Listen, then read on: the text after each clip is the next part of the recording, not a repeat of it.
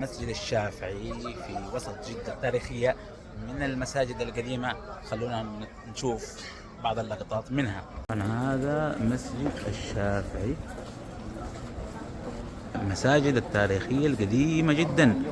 يهودي وجاي ما شاء الله.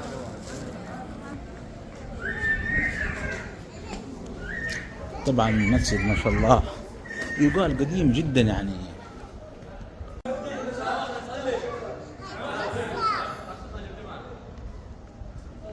قال ان هذا المسجد بنيت منارته في القرن السابع الهجري.